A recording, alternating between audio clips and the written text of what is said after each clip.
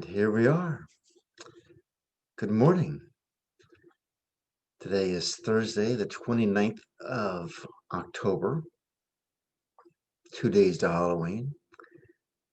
This is the Loving What Separates Us course. And I'm Stephen Wynn.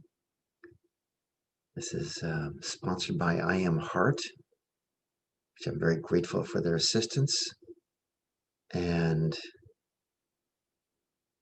it's sort of a fulfillment of my own calling, I'll just put it that way, to heal the wounds in the heart of America. In fact, I might as well just tell you what, I never have told that story here. When I was taking IMU, this is a 2-year program that I Am Heart offers to really explore your heart. I strongly endorse it and recommend it if you haven't taken it. I think it was in the 3rd class. They're 2-month-long blocks. In one meditation, my heart just opened up to the pain in the heart of America. And all this pain just started pouring into me. Slavery, Native Americans, the atomic wars, how we treat the mentally ill, the whole story. It's just, I had to shut it off, and I could. We always have that authority. And I just, because I didn't know how to handle it at the time. Now I'd be much more clear. If this ever happens to you, what I suggest is you open up to it, you don't resist it, and you just rechannel it into the universal heart to transform. What always happens is, and I've mentioned this before, we get to a point where, in any particular area, our own wounds have been healed, and the universe takes that as an opportunity to heal the wounds of our community, of our country, or of our world, of humanity. We start transforming that energy. So it took me a number of years to integrate the whole experience. That's one of the downsides of shutting down an experience, is that you're really shutting down your heart. And it takes a while to reintegrate and open back up to it. So one of those deep wounds had to do with the Civil War and the incredible rift and damage that it did to the emotional heart, the emotional body of our country. And if you're from another country, I'm sure your own country has deep, deep wounds. And this is an invitation for you to go there. And the Civil War was actually the deadliest war in American history. We had about 700,000 people die. These are all just estimates. They range from 650 to 750. That was about 2.5% of the population. In the terms of our population today, that would be roughly 7 million people died. Think about that for a second. How deadly would that be if we were to now have some sort of catastrophe, epidemic, where 7 million people died in America? We think 200,000 from COVID is a disaster, and it is, but 7 million. Sadly, or I don't know, sadly, whatever it is, but astonishingly, 2 out of 3 of those deaths were due to disease and poor medical conditions rather than from battle wounds. Just the way it was at the time. Now what we have because we want to take this both to the deep ancient wound of the Civil War, and of course, that brings up slavery and racism and discrimination and the horrific backlash in the South. The first few years, the federal troops were down there, and the backlash wasn't so bad after the Civil War. But in a political deal cut in a contested presidential election, I don't even remember who the two presidential candidates were, but it was very close. There were some contested elections, and they cut a backroom deal that more or less said the Republican could be the president so long as the federal troops were withdrawn, and the Southern Democratic Party could, was sort of a wink and a nod, was going to put in all these voter suppression laws and remove from office all the black leaders that had been voted in during the Reconstruction. I know that's just history. It's just a sad part of history. So here we are now, red states versus blue states. And if you look at a map of it, it's mostly Northeast and Northern Midwest states and the West Coast states. A few in Colorado and New Mexico were blue states. But that's sort of the divide in the country. It's not so much North and South anymore. It's coast and New England and northern states in the Midwest. And just a different culture in these states, different perspective, different values. I read one study, it was a very interesting study, that more or less said the people from the red states have traditional values, traditional cultural values, honoring tradition, honoring the traditional ways of doing things, that sort of thing. On the blue states, it was more honoring kindness, compassion, fairness, justice. Not that the red states don't have that, but it just wasn't as dominant. The libertarians, the value that governs their behavior is of liberty. They see the world through a lens of liberty.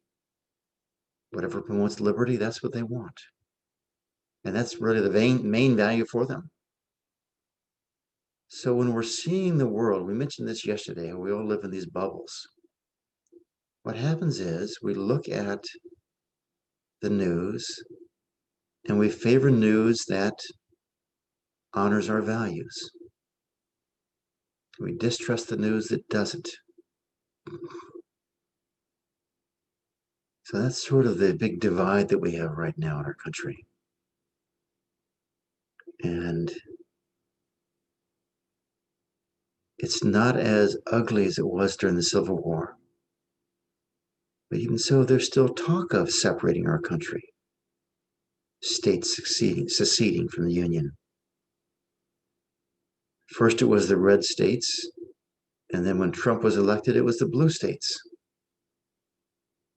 California started their own little movement, wanting to be an independent state. Of course, not everyone in the state wants it, but just the fact that the energy is there. So that's the stirring up this morning. The invitation is for us to go into our hearts, see this divide, this separation from the eyes of our heart, and see if we can't soften that separatist energy and move into those values that we do share, because they're definitely there. They're all there. So with that, let's just start our meditation. Sitting up straight, noticing our experience this morning, where we are, what it's like. Take a look outside your windows if you'd like. Feel your room, feel your body, feel your mind and heart. And let's start sitting up straight, just saying good morning to our hearts by putting our hands over our hearts.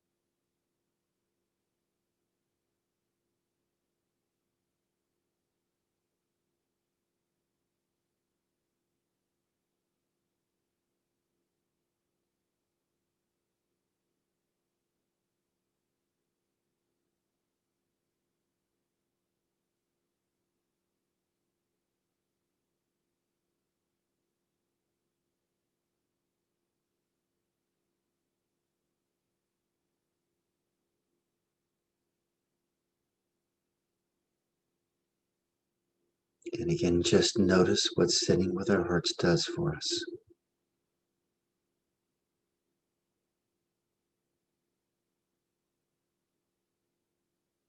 Let your hands down whenever that's comfortable. Let's do our next preparation for our heart meditation. That of just connecting to our breath. And just noticing and loving our breath. How is it this morning, our breathing?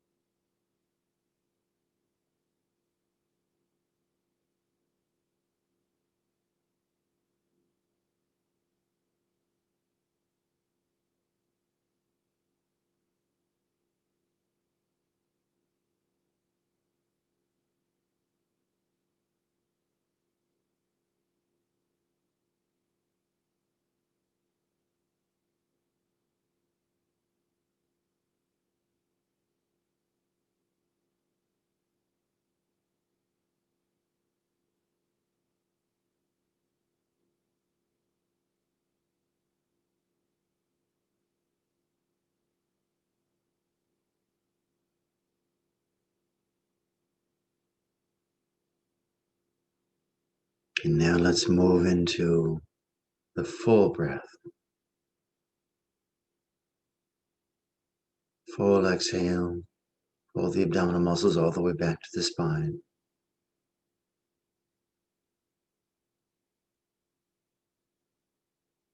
And then a full automatic inhale.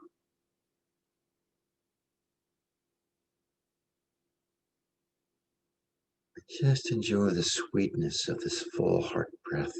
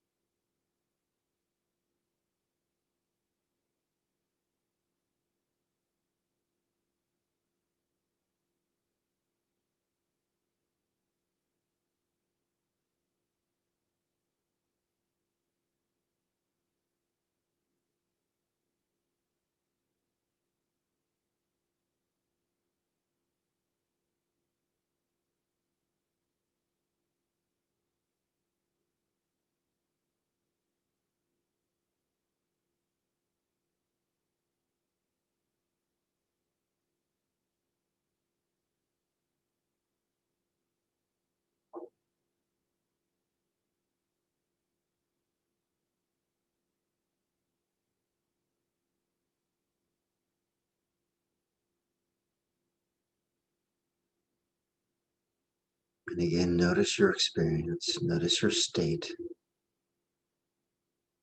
What happens with this very simple process? What's your experience?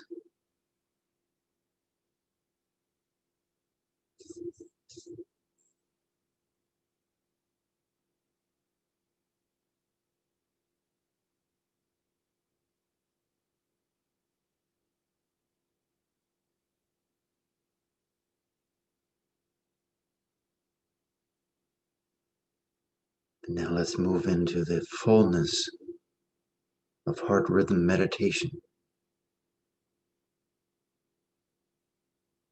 With thanks to Susanna and Paran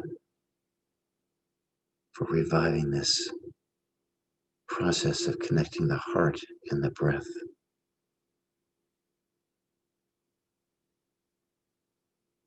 Letting anyone experience this state of balance and alignment with nature.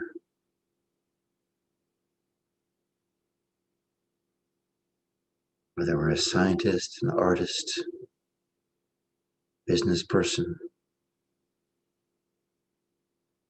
homemaker, whatever we are, it is enriched by living in this balance with nature, with living in attunement with the rhythm of nature.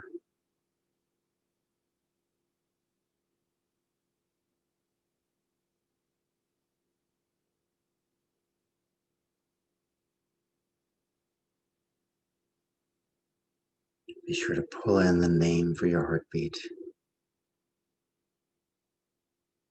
developing that deep connection at the level of the heart. Some divine being or teacher.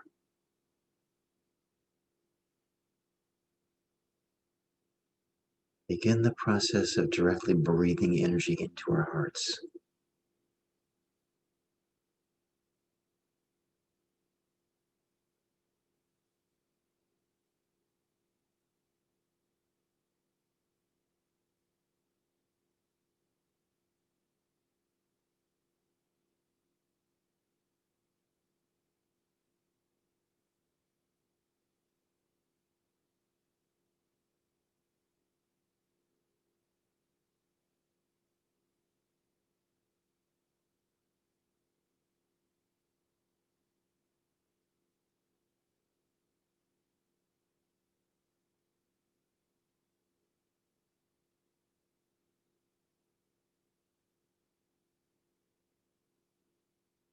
And perhaps just for this morning, let's bring energy in and out of the back of our hearts.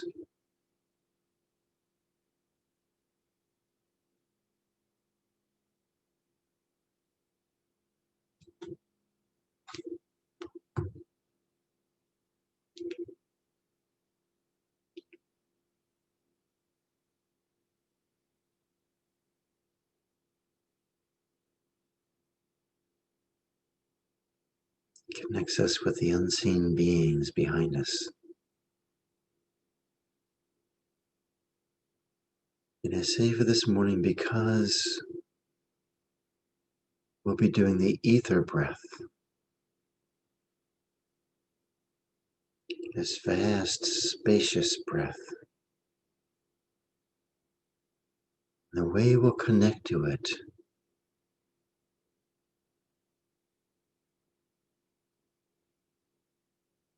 is by exploring the vastness of space outside of us to the far reaches of the galaxy. And then we'll go back into the inner dimension of the heart and find that same vastness of space within us.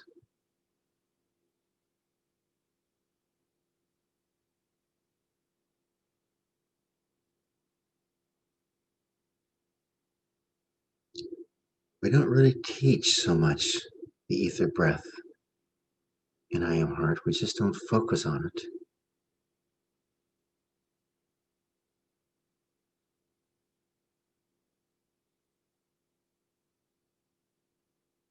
but it's there. And I'll quote the great Sufi master, Hazrat Inayat Khan, who actually provides a great deal of the inspiration for this school. And he says, this is a paraphrase, but it's pretty close. He says, the essence of spirituality is to etherealize the body and the mind. In effect, we become spiritual to the degree that we saturate ourselves with this value of space.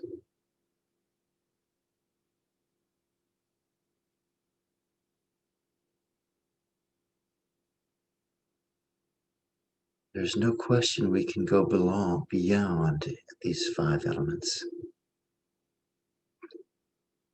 deeper than them. But believe me, to experience them in their fullness is astonishingly deep.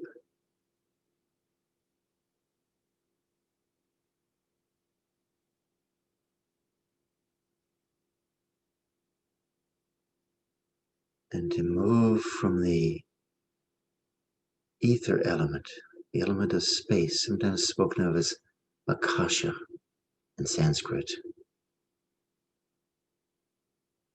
to make the shift from the element of space, from the ether element, into the vastness of the universal heart. It's such a small step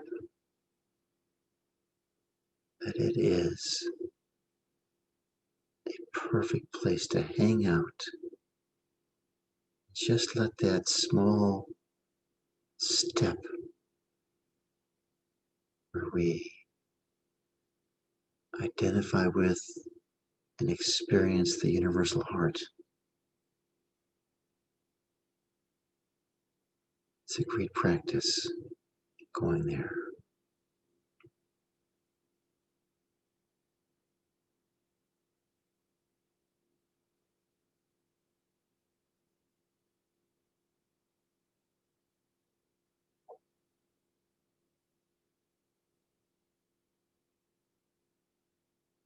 And let's again, still keeping this basic heart rhythm meditation practice, walk through as a review and really as a practice all 4 of the breaths.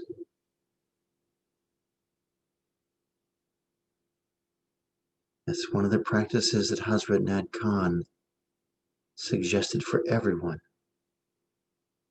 That every day they do a few of the breaths of each element. I forget if it was 3 breaths or 5 breaths.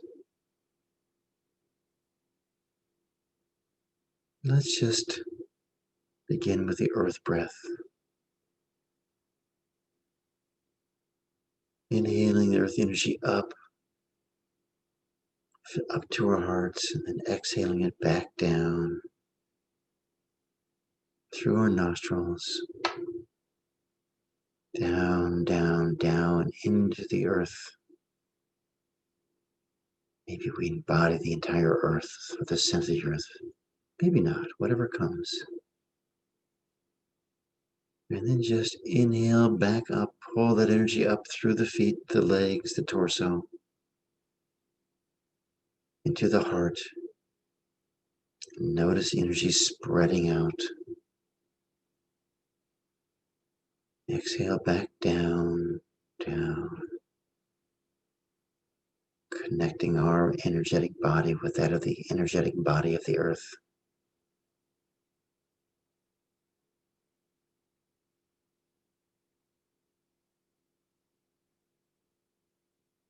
Back up at your own pace.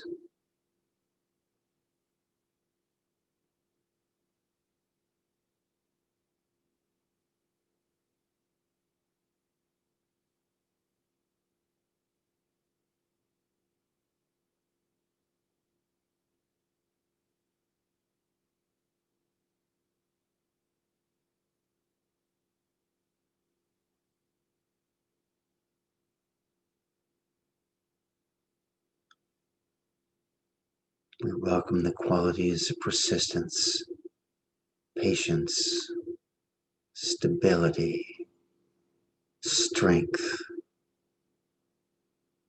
peace, really. This ability to absorb everything and transform it all within the essence of our being. These are the qualities of the earth element.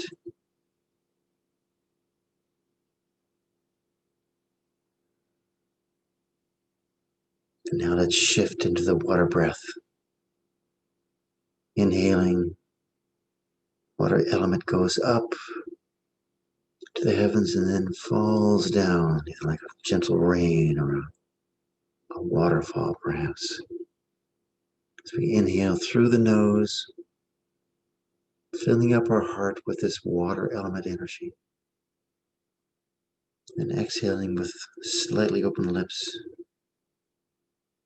pouring this energy down into our body if we choose to heal it, into a condition in the world to heal that, to our family, our job,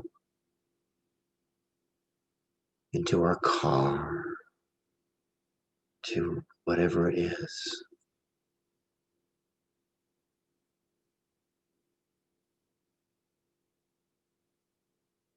And again, the energy on the inhale comes down, down into our hearts. The exhale down as a downward motion to the energy. Just continue at your own pace with this breath.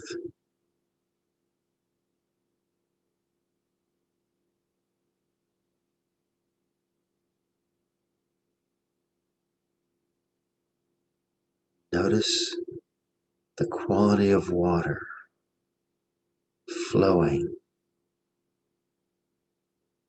filling up everything wherever it goes. Adaptable, adjustable, moving around obstacles, washing, purifying by washing away. The flow of love, the compassion, the kindness.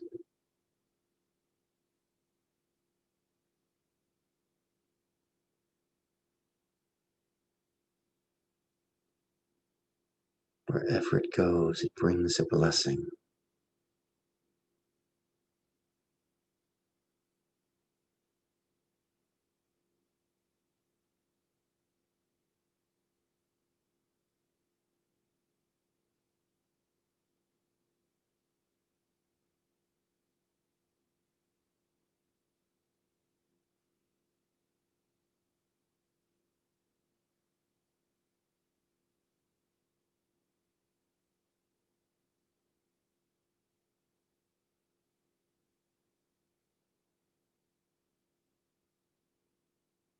Now let's shift into the fire element.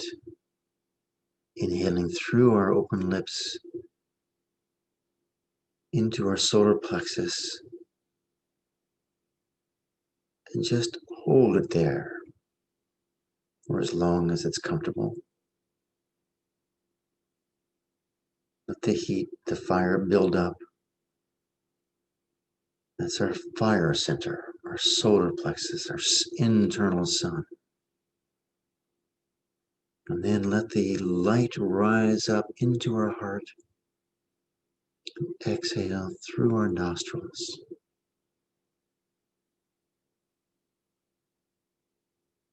And just continue this at your own pace. Inhale through open lips, hold. Exhale through the nostrils.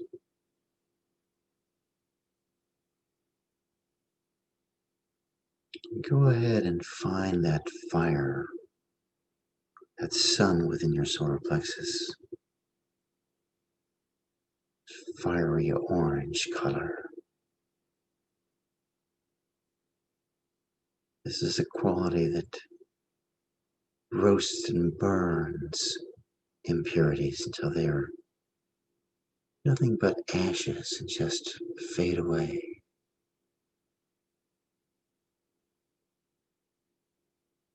There's a brightness, a sharpness, a passion, a fire, enthusiasm of the fire element.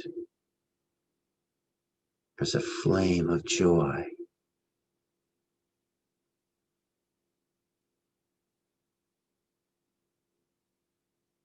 Distorted, it becomes critical, nasty. You just pull it in. Allow it to permeate our being. Notice the difference between the water element and the earth element. It becomes really clear when we contrast and compare.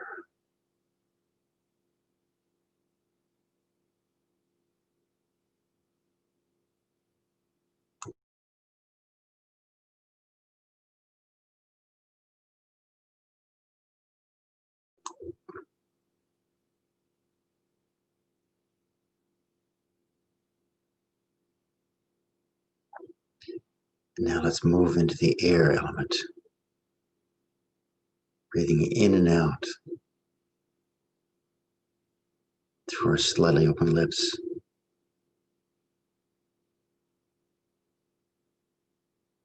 Still holding on to our heart rhythm meditation. 8 heartbeats in, 8 out, whatever that number is for you.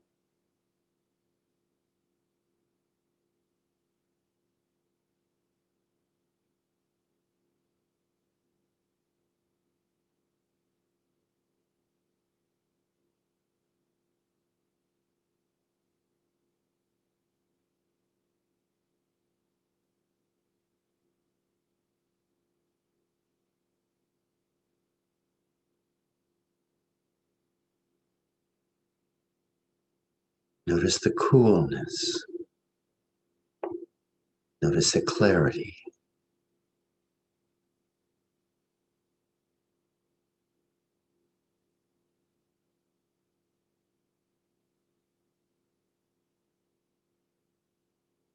It's a movement that moves everywhere like the wind.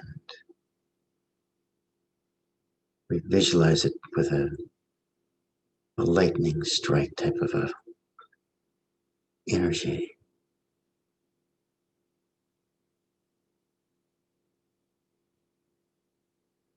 Source of great inspiration. There's such clarity that we can sense the subtle impulses of intuition, divine guidance, knowing just what is right, just where to go.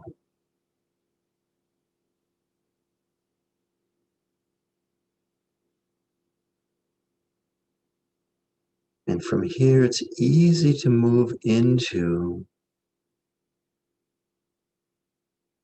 the ether breath.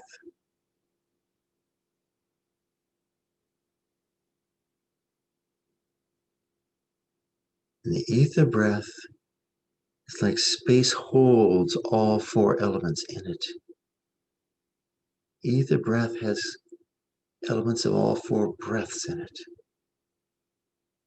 Like the foundation of them, just as space has to be the foundation for an element to exist. And in this ether breath, we just continue with the air breath, but we also start allowing the air to come in and out of our nose at the same time. It takes a little practice, but you'll get it. Inhale through both our nose and our lips at the same time. Then we exhale through our nose and our lips at the same time.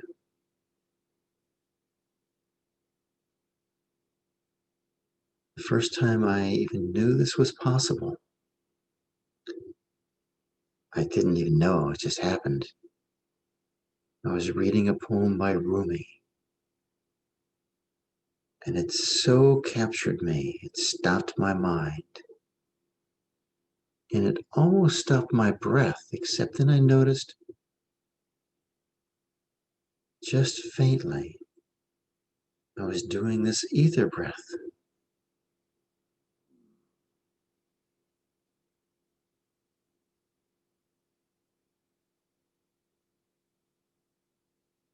The quality here, I will say, is vastness.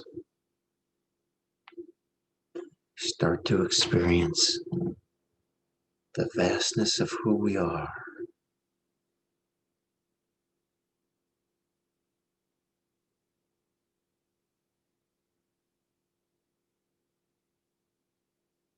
So with this, sort of revisiting a meditation we did last week,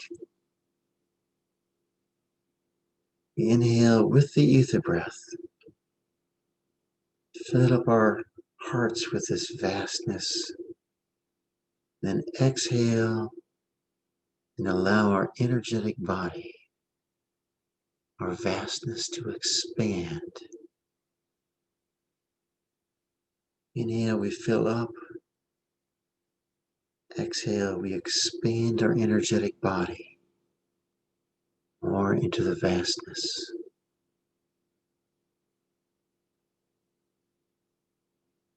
Inhale, fill up the heart with that space energy. And exhale. And just begin to notice how our energetic skin, so to speak, moves out. Maybe it's just a few inches, 18 inches, 3 inches. It doesn't matter.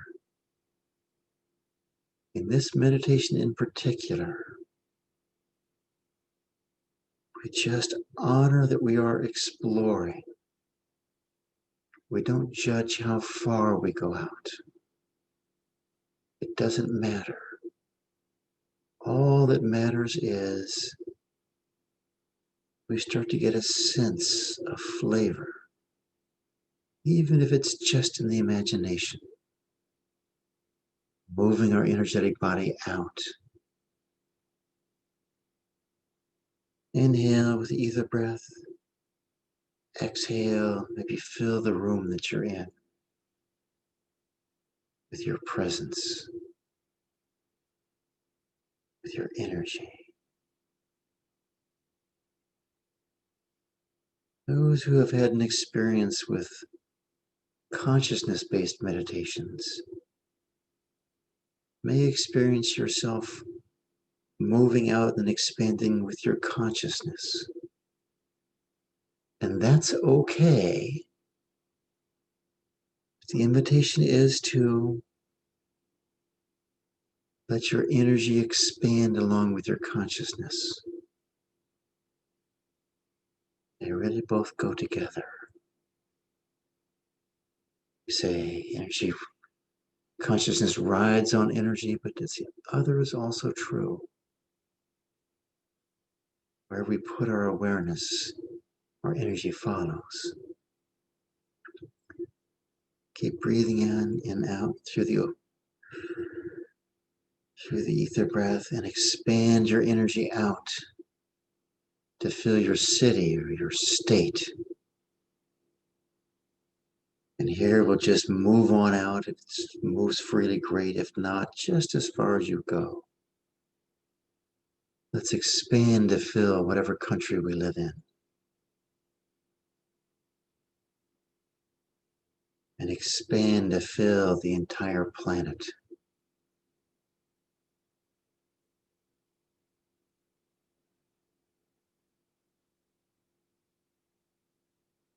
It's okay if your imagination leads the way. Now let's fill up and expand to fill up our solar system. The sun, the moon, the planets.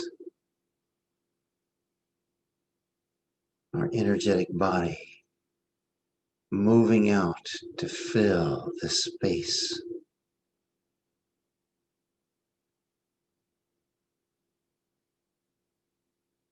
And now let's just move on out to the far ends of our galaxy. Whatever that looks like or feels like to you. Just as far out as our energy body will go. And just because science tells us they're there, let's just fill out and encompass all the galactic clusters of galaxies.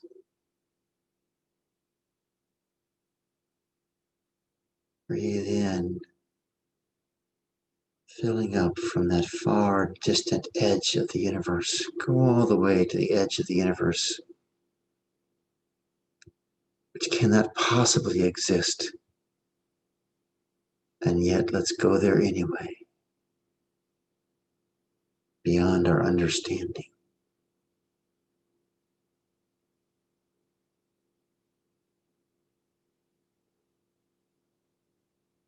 And come into our own hearts.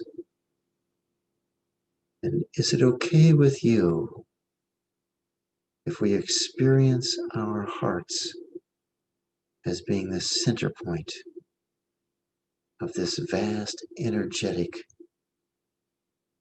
body of ours? And we sit here purely an energetic being. Of course, we have a body, but at this deeper level, we are this infinite, dynamic, pulsating universe.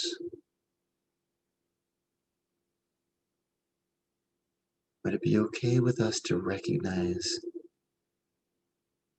this is true for everyone in this meditation this morning? Their hearts are their own center point of their own energetic world.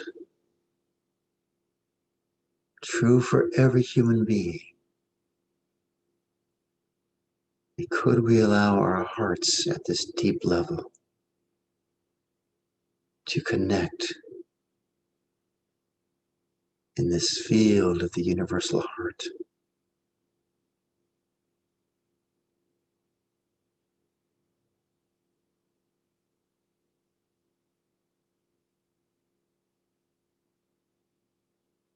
And here, just check inside ourselves. Go inside this inverted space, this secret place in the heart, this vast inner dimension of the heart. Find it wherever, however you do, but I just say I find it between my heart and my solar plexus, a vast space in there.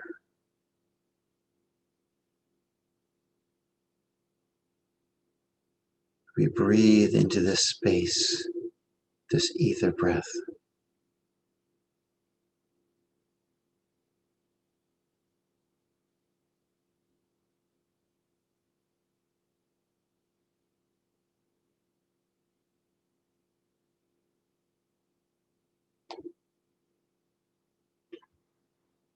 Can we acknowledge the vastness of space within us? The vastness of space outside us. And even though we say outside us, it's still within us. That there's a part of us in the entirety of creation.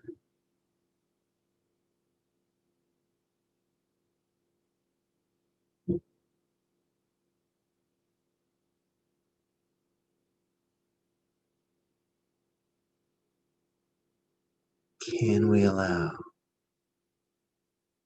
as we sit in this vastness, whatever it means to you to shift and sit in the universal heart? Nothing to do, just a faint intention. allow ourselves to gently, easily, naturally slip a little deeper from this vastness into this universal heart.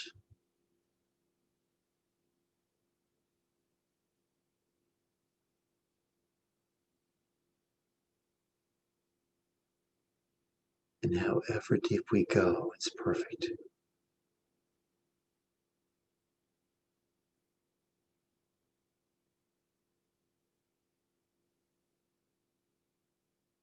Could we allow that even more?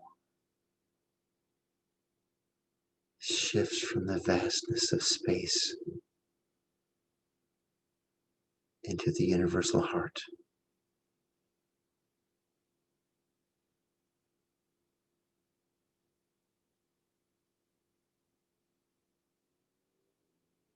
And from this vastness of our universal heart, this vastness of space, could we welcome up the traumas in our own country, wherever we live? Can we welcome up, in this case I'll just say the Civil War, this vast, horrific war that pitted family against family, divided the nation.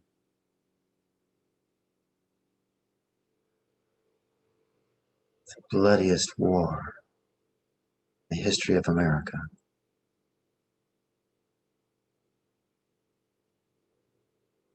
Could we just welcome this energy and allow it to move into the universal heart? This divisive energy of slavery, two values different,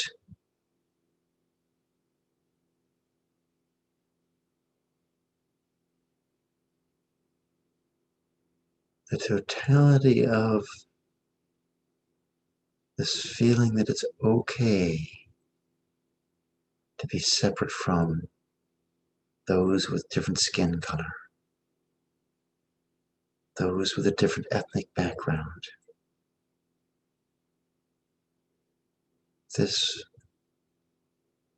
distortion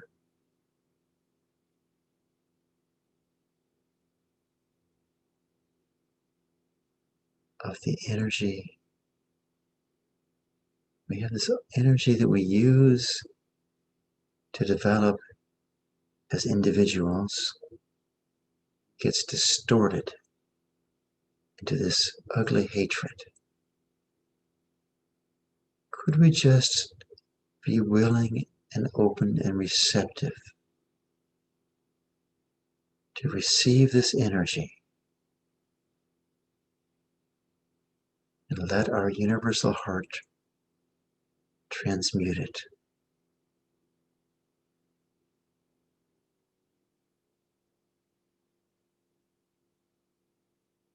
The battlefields, Gettysburg, Bull Run, Fredericksburg.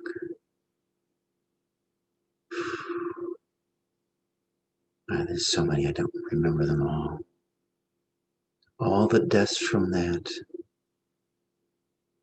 The terrible, terrible prisoner of war camps, both north and south, where the inmates were effectively starved to death. Came out looking like, at the end of the war, the survivors of the Nazi concentration camps. Andersonville was one, I think, in the south, but they had them in the north also, just to retaliate.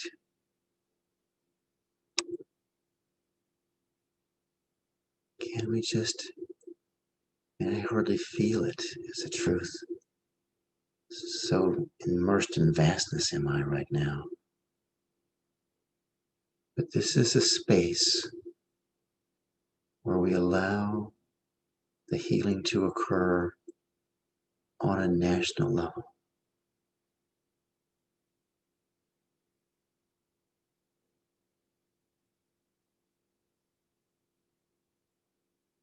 Could we look at the ugliness of this war through the eyes of the universal heart? Just what do you see? How much judgment does this vastness have of this civil war? I get no judgment. Wow. I find myself individually in judgment. How could they? But when I expand into this vastness, even that dissolves. Would it be okay with us to see this catastrophe, this disaster, this tragedy in the vastness of the universal heart?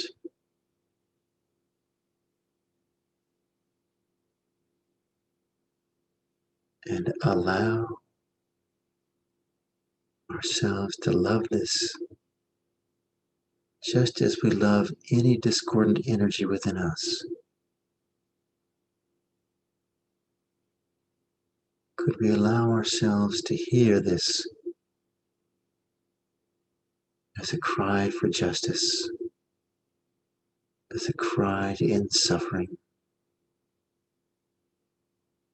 Just say yes to it. Yes, this is here. This is part of our background.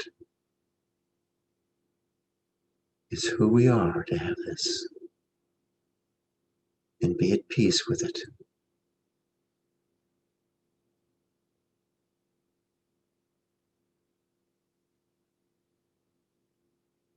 And can we look with the same eyes of our universal heart at this divide today?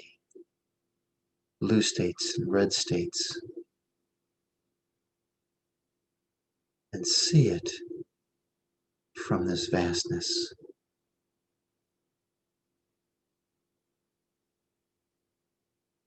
See it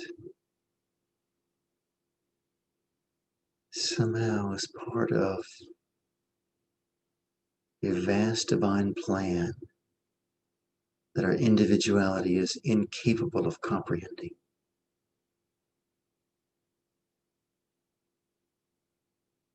But where are we most powerful?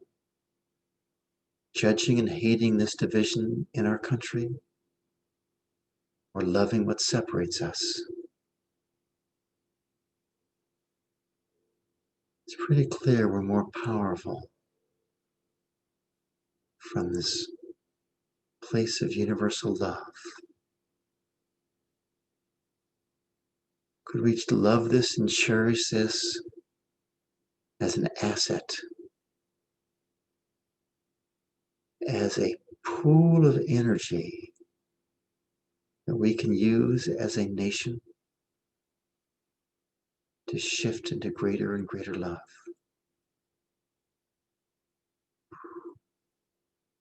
That's a nice picture, isn't it? Seeing this great division between the blue states and the red states as a divine opportunity to allow us to shift into more love, more harmony, more kindness, more compassion. And is it okay if we who have this perception step into this energy and claim it? This is a great gift for us.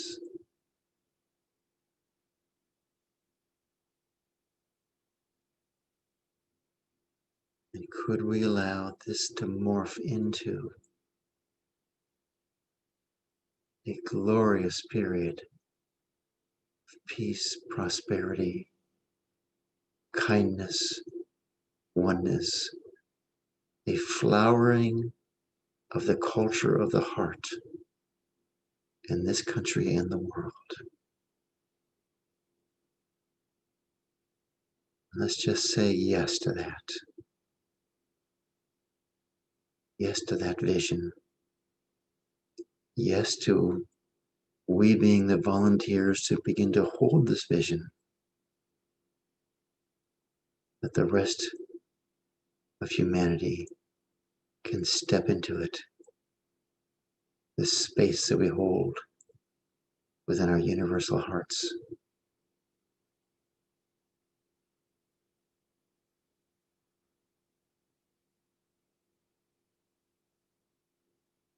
And that is a perfect place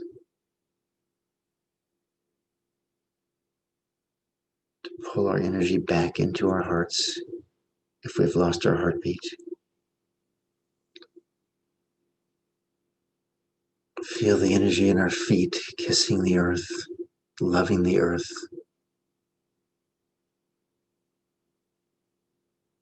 And as we move into the coming out of this meditation,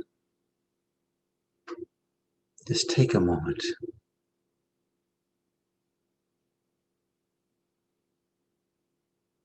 to acknowledge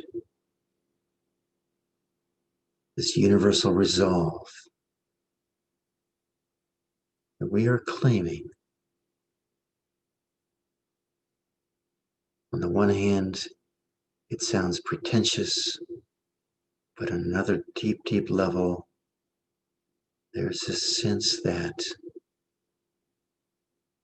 this is how change happens. A deep, deep commitment at the level of our hearts, not just for ourselves, but for the world. And take a moment as we come out of our meditation to walk through your day, bringing the blessing of love and of peace, of clarity, of power, of persistence, of enthusiasm, all these qualities, all 5 elements.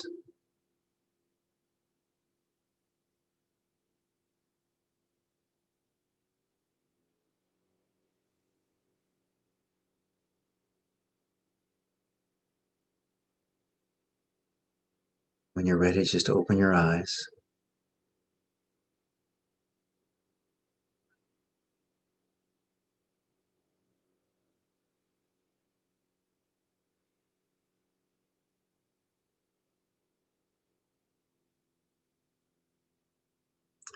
And this ends the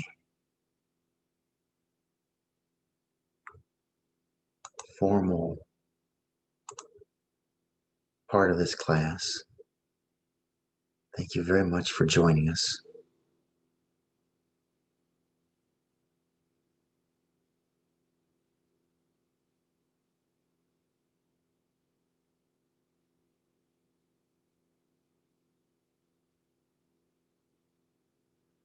Completely understand if you have to leave, but we will stay for an optional half hour or so, really as long as it takes, to work with anyone who has a gain to share, anyone who's stirred up by this or anything else, or even just something in your personal life.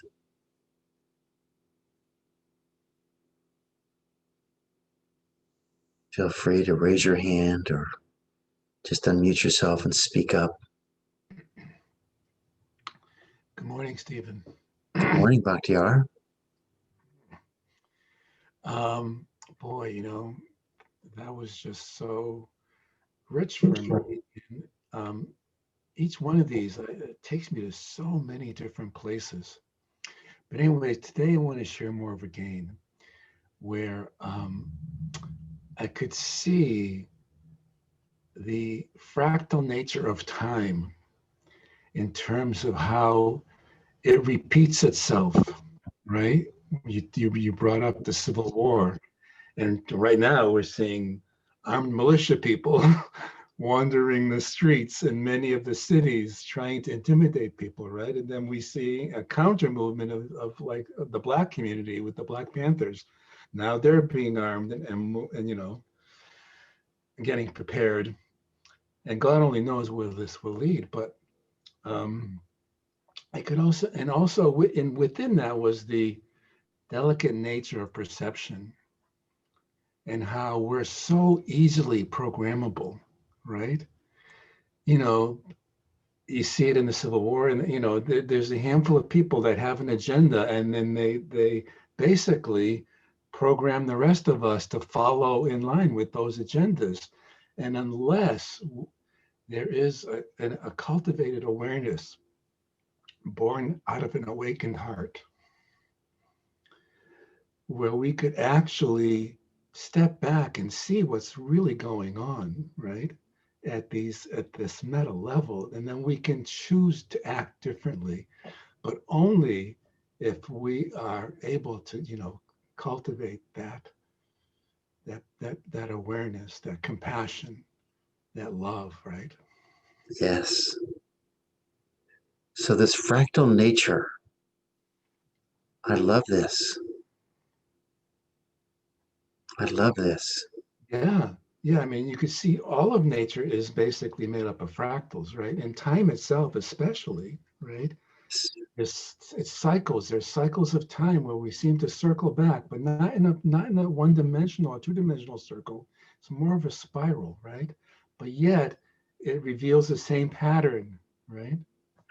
You know, the Vedic concept of history out in India is not, you know, we have this linear sense of history that we look back in time and, you know, 5,000 years ago, 7,000, 12,000, 100 million years ago, like that. The Vedic concept is of cycles, just like what you're saying. You know, and so when they report history, it's not when it happened, it's a pattern. Mhm. And let's all go to the here for a second. Can we look at the pattern that we're in right now and allow it to be just part of a pattern that will change? You know, just like it changed after the Civil War. And as you say, moving upward, the spiral, we are, even though, like you say, we have people arming themselves now, it's a faint echo of the Civil War Mhm. that we as a people have moved, we have evolved, and may bitterly contest things, but I don't think it's going to go to any sort of civil war like we had before. And I think instead,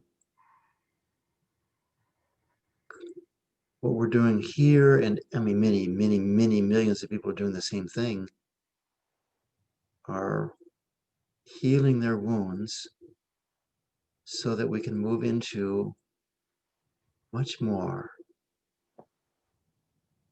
of a utopia filled with grace and love, this culture of the heart.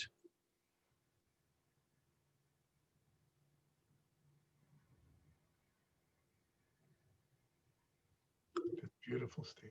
Yeah, yeah. Well, thank you so much, Bhaktiar. Really, thank you. Thank you for taking it further. Yeah, Yeah. yeah. Any other gains or anyone else want to work? Linda, good morning. Good morning. Yeah, I woke up about 4:30 this morning, and what was running through me was freedom. And I was going to bring it up in the group, but you already dealt with it. So so it was a big gain, just being here and being present during this time. It was beautiful because my mind, my thoughts were on freedom, but I wanted to feel it in my heart, I wasn't feeling any angst over it. It was just exploring freedom of the soul. And then, but I kept thinking, oh, I want to bring this into my heart. And so that's what you did this. And so thank you. Yeah. Perfect. Thank you so much, Linda. And, you know, this is a wide segue here, but you know, this course we call it Loving What Separates Us. And really, it's the separation of our minds and our hearts that we want to be loving. So, what I'm thinking is the next 3 days, we're going to look at 3 basic programs that separate our minds and our hearts. And these are the 3 temptations that Jesus overcame.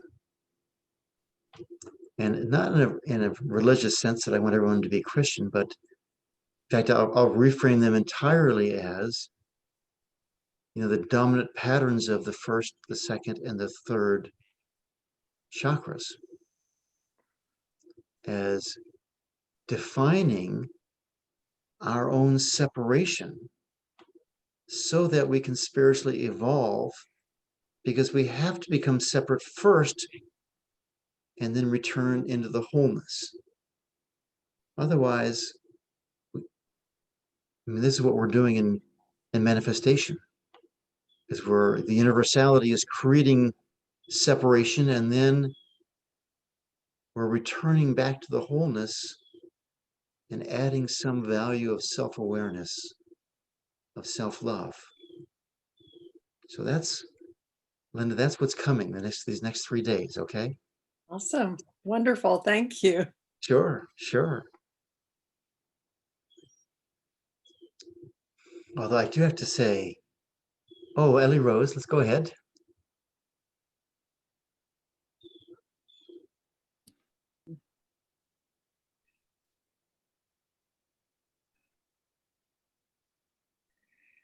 I'm really grateful to be in recognition these days from here and from my own explorations of racism, the Civil War, and listening with the news in ways that I hadn't been so strongly before. And I still feel in me the fear of the red versus blue, blue versus red, and the fear of so many guns in our country and what people may do with the guns against each other. So I'm in an awareness that's new for me, and I feel the fear.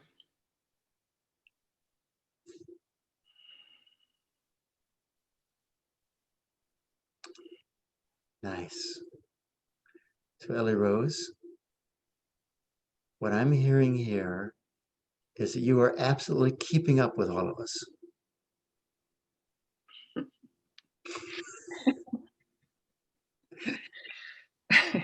That's what I'm hearing here. So can we work with this fear? Yeah. So everyone, check inside yourself and get this picture of armed militia on the right, on the left, all the minorities, Black Panthers, the neo-Nazis, the Antifa, that we become so fractured that guns are there, and that, you know, there are so many guns in this country that we end up becoming these communities, armed communities. how does that feel to the tenderness of your heart, Ellie Rose? Is that a welcome feeling? No, No, it's not, is it? no. And It's a very, very scary feeling. It's a terrifying feeling. yes, so can you just recognize that being afraid of this feeling doesn't really make it go away? Yeah. Yeah. So could you just see that this is a feeling like every other feeling? Yes. It's just energy inside of you that is calling out to be heard and that it wants to be free and healed. Can you allow that to be there, that sense Yes. that what there is there's some fear inside of you, and you're not alone here. We all do this. We have fear inside of us. We see something in the news and the fear grabs it, and that's what we become afraid of. Okay? So would it be okay with you if you just see this as the normal, natural process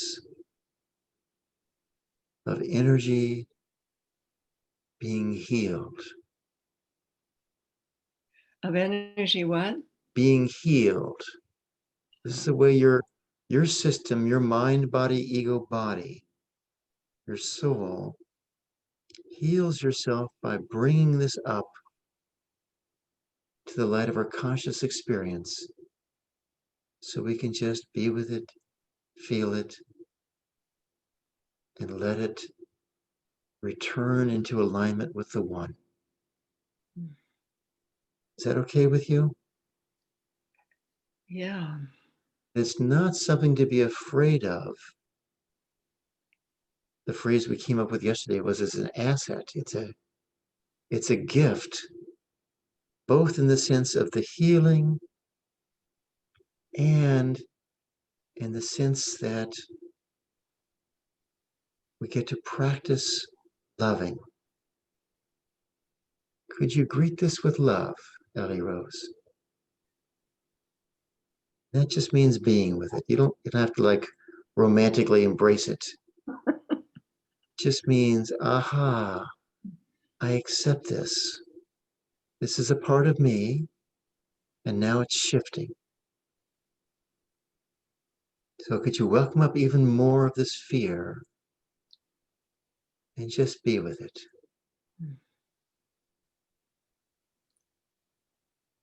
Yes. Yes. And you feel that relief there? I could hear it in your breath. That's sort of a sigh. Could you do that some more? And everyone else the same.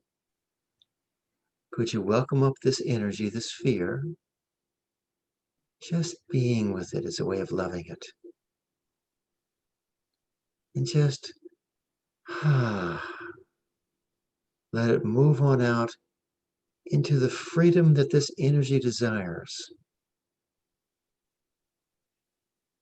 Right now, we've been afraid of the energy. We don't want to feel it. So we hold it down in suppression. Now we have the opportunity to let go of that and let that return in alignment with the one. Do you allow that some more?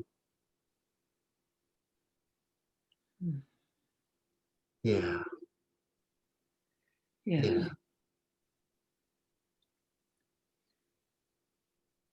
And can you notice the sweetness of this process? Very much so. Very much so. Would it be okay with you that anytime you feel any fear, you go back just to doing what you're doing right now, and you just be with it, and you notice the sweetness and the freedom of it as this energy leaves? Is that okay with you? Yes. Yes. And would it be okay with you if you did this often enough to where it just became an automatic process for you? A Yeah. new way of dealing with the energy and the pain and the wounds within us. That's okay, isn't it? Yes, it's okay for sure. And can you imagine, and I'm just telling you it's my experience, but maybe just started with imagining it, eventually it becomes so automatic and so very quick that it just goes on all the time. Mm. And at that point, you would become a great servant of humanity, allowing universal energy to come up and be transformed. Would you be willing to serve like that, Ellie Yeah. Rose? Yes, of course, we all would. Because it carries with it its own blessing, right? This sweetness. Yes.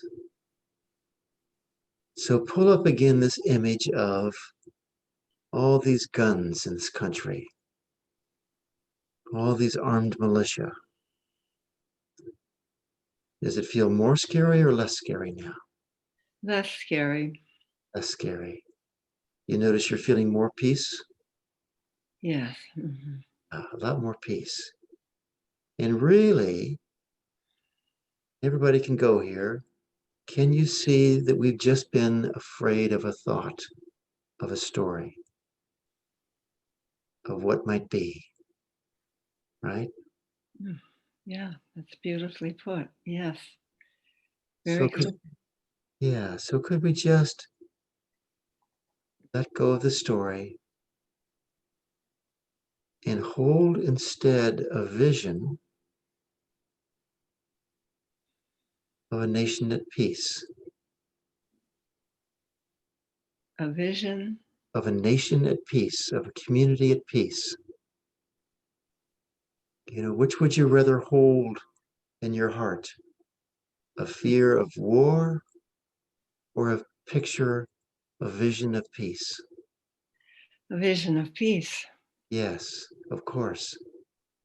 And is it okay with you if you become the one who starts this new habit of letting go of this vision, this fearful vision, by letting go of the energy? We don't want to just suppress it. Feel Right. the energy, let it transform into love. And from this deep place of the heart, we set an intention to allow peace and harmony and love. Would you do that for us? Yes, I know. And everyone else, would it be okay with us if we serve in this manner? If we step into this role of transforming energy from fear into peace and love, and from the depths of our heart, setting an intention for the culture of the heart to become a living reality.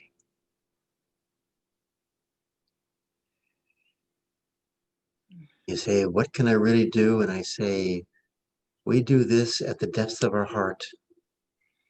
It has a profound impact. It may look like just a drop, but pretty soon the drop becomes a flood. Mm. How are you doing right now, Lily Rose? Really, well, giving me a true sense of purpose. Yes, And I've been asking, I know I've chosen to be here at this time of the beloved Mother Earth. And so now I get it in a way I haven't before. yeah, There are all these energies, and they're here to transform Yes. Mm. Yes. You know, I have, yeah, that was so beautiful. Thank you very much, Ellie Rose. Thank you very much. I know I go back to the Vedic tradition because I, spent 40 years studying it. But there's a great story, the Ramayana, Ram and Sita and Hanuman, this great monkey philosopher, warrior, the devotee of Ram. And what happens is all these divine beings take birth as these monkeys and the bears to do battle in service of Ram, to reclaim Sita, reclaim his heart. Ram is the mind, and there's this process of this big battle that goes on. But I just always loved how all these divine beings and saints took a human body to be a part of this campaign to restore the heart. Sita represents the heart. And I just feel like so many of us have picked up this energy, whether we believe in reincarnation or not, doesn't matter. This school actually holds to the thought that we just pick up energy of the past, but we've volunteered to pick up energy to step into this role as being the ones to transform and restore and reclaim the heart. So thank you, Ellie Rose, for taking us all there. Thank you, Steve, so much. And everyone else. Thank you. Okay. You make it possible. Yeah. The power of all of you with my heart, all your hearts, make it possible. Yeah. That's how it works, isn't it? Mm-hmm. Okay. Anyone else want to work, have a gain? We have a few minutes left, but we can easily just, Jane. Yes, Patricia. Is that you? I'm No, that's someone else on the phone. Oh, good. Please. I'm Debbie. Hi, Debbie. Hi, how are you? Good. Welcome. I had a gain during in when we were doing the earth meditation. It was just so beautiful. It was, the as above so below, Yes. and it was like this incredible, it was like an ancient heaven. It was just beautiful with um the crystal, the crystal staircase leading down, but it was leading up. It felt like heaven below. Wow. Wow. That's very beautiful. Yeah, so thank you for helping facilitate that. Sure. So Debbie, is it okay with you if this connection between heaven and earth, this celestial stairway, this crystal stairway, whatever you expressed it, this ancient heaven becomes a living reality for you? Oh, that would be so awesome. Yeah. And would it be okay with you if that just becomes a matter of you're culturing that experience again and again? What do you mean? I mean, you just go there with that same, you know, process and just begin to notice this ancient heaven wherever you are till it becomes a habit for your perception to be in touch with it. Right. That, I trust that now that that's become manifest for me, yes, that that it's part of my being, and yes, that I can reclaim fabulous, that. fabulous. And that's just honoring the intention and then acting on it very subtly, not really, pretending, but just noticing. And you might find how quickly that really shows up as a living reality for you. Thank you. That would be wonderful. That would be so wonderful to focus on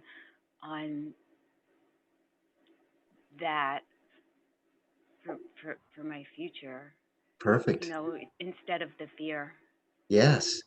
The thing is for all of us is that anytime we have an experience, any one of us, and we all have unique experiences because we're different, but any experience that we have once, we can have again and again and again until it becomes a living reality for us. It becomes our backdrop.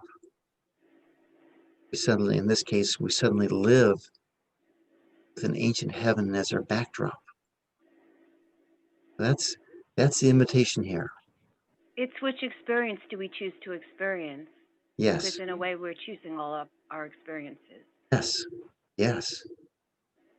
Yes. All right, Debbie. Thank you kindly. Thank you. All right. And we had Patricia raise her hand up. Good morning, Ireland.